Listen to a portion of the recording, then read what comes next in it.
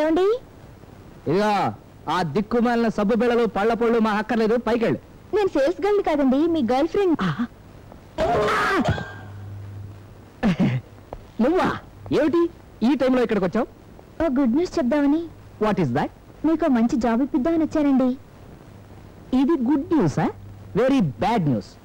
అదేంటండి, చాలా మంచి ఉద్యోగం, నెలకు 5,000 రూపాయల జీతం. 5,000 ఆఫ్టర్ 1 ఇయర్? నేను టిఫిన్ చేసిన తర్వాత బ్యారర్కి ఇచ్చే టిప్ అది.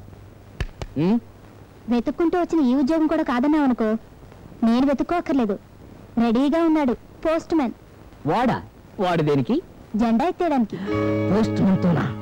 ఏ ఆ పాలుడే బెటంటావా? నీ కర్మ. హలో, నా కర్మ కాదు, నీ కర్మ.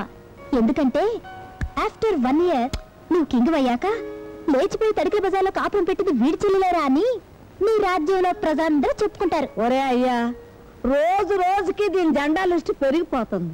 ఎందుకు వచ్చిన గొడవ గాని ఆ ఉద్యోగం ఏదో చేసి పారేసి దీన్ని పెళ్లి చేసే పీడ విరగడైపోద్ది.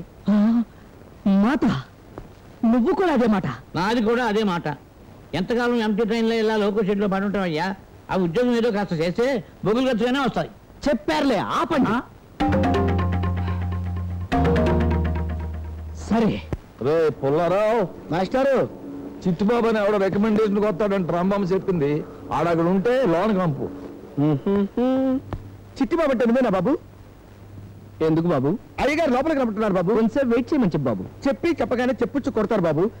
అయ్యగారు రమ్మనగానే పరిగెత్తుకుంటూ లోపలికి వచ్చేయాలి బాబు. కోసావులే కాకరకాయ. ప్రస్తుతం రావు కాలం, ఇప్పుడు రావడం కుదరదని చెప్పు బాబు. ఈ మాట ఇలాగే చెప్పమంటారా బాబు? మంటాను బాబు, మంటాను. హలో, మీ బాస్ పేరేంటి బాబు? అసలు పేరు గోదావరి గంగరాజు, ముద్దు పేరు రొయ్యల్ నాయుడు. ఎందుకు బాబు? వాడి జాతకం చూడాలి బాబు. పోతే రాసేయండి బాబు. చేపలు రాసి బాబు. అంటే మేం రాసి బాబు.